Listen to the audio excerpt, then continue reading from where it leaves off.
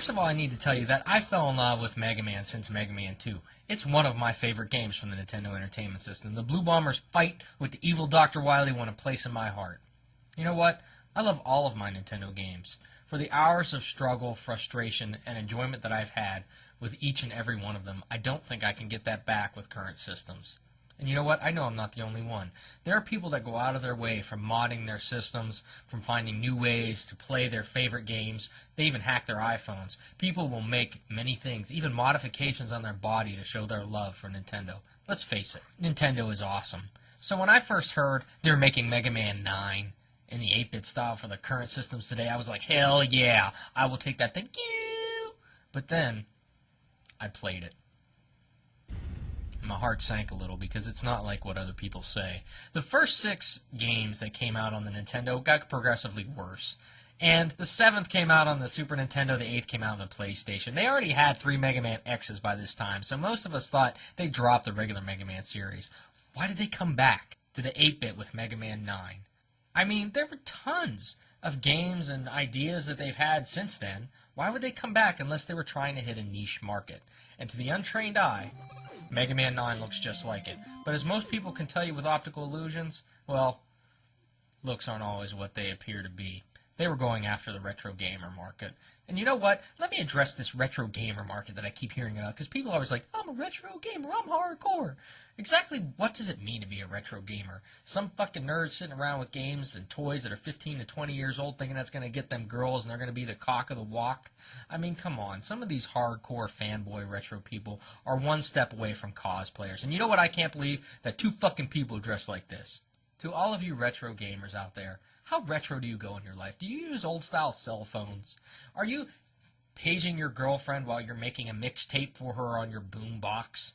Letting her call you late at night on your Conair phone, writing love letters on your 3.5 floppy Apple IIe? Driving your Chevette with your mullet after you made some Micro Magic fries and drinking a Crystal Pepsi? No, you're not. And why is it only your childhood that's retro? Why don't we go back further with telephones and record players and let horses draw our carriages, turn on better? Fuck it. Why don't we just let bloodletting come back? I mean, seriously, do you remember the 80s? The fashion and the commercials were off even for the games that we love to play. I mean, most of the decade was just a fashion and cultural nightmare. Do you remember Hands Across America? I do. I was rope-a-doped into it. It was stupid. I know what you're saying. Goose, most of the games I like to play were in the late 80s, early 90s. Here's your answer.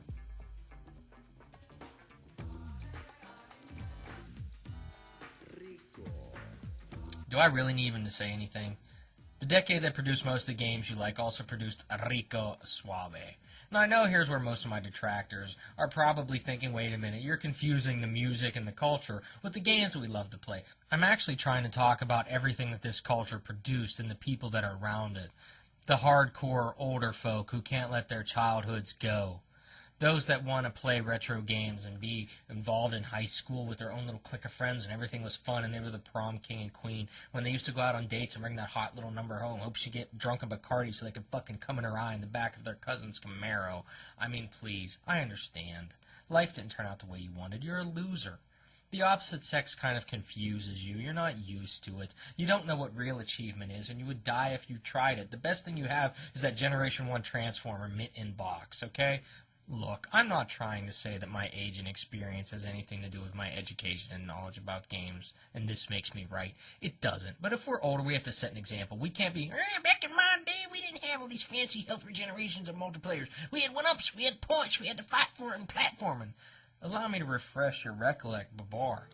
The Mega Man games, all of them, were mediocre at best. Even 7 or 8, which most people really didn't like, were not all that good. Yeah, choke that son of a bitch, choke him! In fact, Mega Man started going downhill before that. I would say around 4. Would you like to know why it went down around 4? Because of Dustman. Look, when you create Dustman before Sharkman, you've jumped the shark. It's game over, Fonz. It's game over, man. We're done. Mega Man 9 started to part with me in many ways. All the other Mega Mans progressively built on your experience and weapons so that you got more things as they went on. It started with 2, where you had the items that allowed you to reach different areas of levels you couldn't get. They started with the slide-in 3, and Rush as well. No, not that Rush. I'm talking about the annoying dog. Even though I couldn't stand this dog Rush, it was at least something an improvement that allowed you to get other places.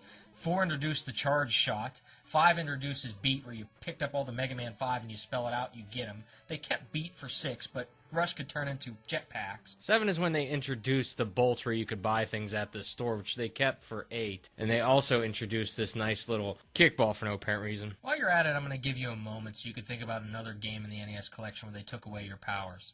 Time's up. You know why you couldn't think of one? Not because I didn't give you enough time, because there isn't one. Maybe with the exception of Simon's Quest, where you use Dracula's parts that gave you different abilities. But no other game has taken away your abilities. Mega Man 9, no slide-in, no charge shot, yet they kept the store and the bolts buying. I mean, at least the charge shot made its way through the Mega Man X's 1, 2, and 3, and even the other X-Men. What happened to the charge shot? Why did they take it away?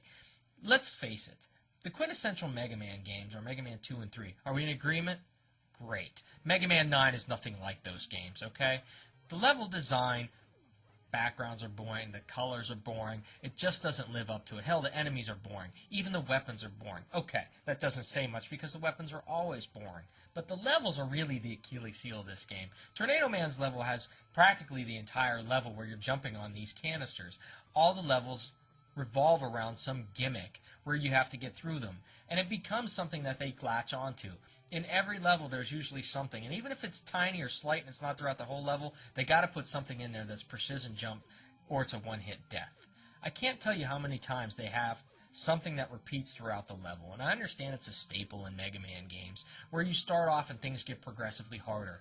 But it seems like it's overkill in Mega Man 9. They keep doing it and doing it. And instead of making different challenges or different enemies, they just keep with the same idea and making it more difficult. For instance, let's check out this bubble scenario in Splash Woman's stage.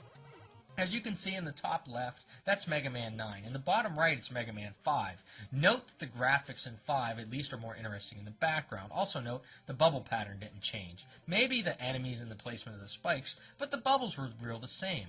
Even when they keep up some things like the disappearing blocks, I think personally they did the disappearing blocks better in games like Mega Man 3, where the magnets would draw you closer. It's more of a challenge. And if I see the disappearing lights one more time in a Mega Man game, I'm going to fucking scream. This leads me to the other thing people talk about incessantly, Mega Man 9's difficulty. I know, it's hard as balls, hard as rocks, hard as nails. I get it. Actually, I think Mega Man 1, pound for pound, level for level, is a more difficult game. 9 is more like a watered-down version of I Want to Be the Guy, where the levels and traps themselves are more of a character. And I don't understand why every independent reviewer has to mention the difficulty. The difficulty is not hard, it's tedious. And every time they're talking about it, they need to segue into how difficult the game was. And it goes something like this. You know, a lot of people talk about the difficulty of this game, but I really didn't find it very difficult. I mean, if you're any good at platformers, you can get to it in 2 or 3 hours. I mean, I didn't take that long. I only died like 1 or 2 times, man. Oh, well, aren't you just the super fucking stud? Here's your trophy. Here's your trophy, your gaming fucking trophy, you gaming stud. Do you realize what this is? This is the jock equivalent of, I met this blonde bitch and she just was coming on me and I'm thinking, holy shit, she has an Asian roommate. I took him back to the room, I fucked her, I blew my wad in both their mouths, they drank it, it was great. Let me explain something to you. Do you know who's awesome? You're awesome, man. You must be awesome to be able to get through this game. Okay, the game is kind of difficult. I'm not saying it isn't difficult, but you getting through it is irrelevant to this. It's irrelevant to your review. I don't care if you can get through it. Just talk about the game.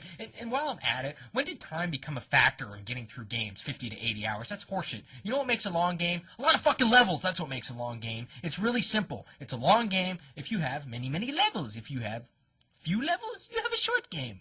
I don't know when this time factor came in. You know what? Fuck you companies and fuck you with your side quests. Fuck you, fuck you, fuck you.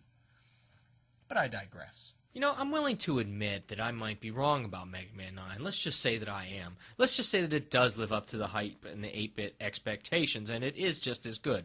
I offer you rebuttal number 1, Rockman No Constancy. For those of you who are not familiar with this game, it's a ROM hack of Mega Man 2.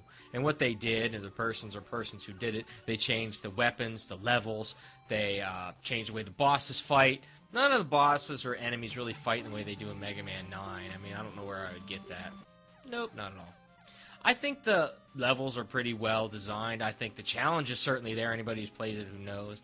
I think the colors and the music are really good. I think the throwbacks that they do to Mega Man X are really good as well. For a non-professional person as ROM hack, this was done really well. The best part, it's free. Let's see, $10 for 9, free, $10. And if you look at the other comparable games, let's say the other ones that you can get off of the Wii Online Shop channel or maybe Xbox Live, if you'll notice, most of the other games are just about as many Xbox or Wii points as they are as another. And that poses a problem. Most games are either the same or more, $10 or more, or $5. Somewhere along the line, the consumer is getting screwed, and you have to look at yourself and say, hey, wait a minute. There's a ROM hack that's offered for free that is arguably almost as good a game as Mega Man 9, which I paid $10 for. At some point, you're going to have to concede the fact that you either overpaid for Mega Man 9 or you're really overpaying for the other games that they're selling. The prices don't seem to match up, do they? What you're saying is that an emulated replica is worth half of a brand new game that's 8-bit. It doesn't make any sense. And at the end of the day, the consumers are getting screwed for it, and they're cheering that they got screwed for it. Yay, Mega Man 9 screwed us, Mega Man 9 screwed us, we're stupid, we're stupid. Capcom did a much better job with games like Bionic Commando Rearmed, and it's the same amount. Even though it's a remake, it's a really good remake, and it's a lot more fun to play. You know what? The age of graphics that are 8-bit are over, man. And while it's great to play them, I think we need to focus on the here and now. Yes, I have a huge retro game collection. I do not want a retro game made today. This is HD 1080p graphics with great storylines and immersive multiplayer bullshit. Let's focus on the here and now and stop pretending like the yesterday is back.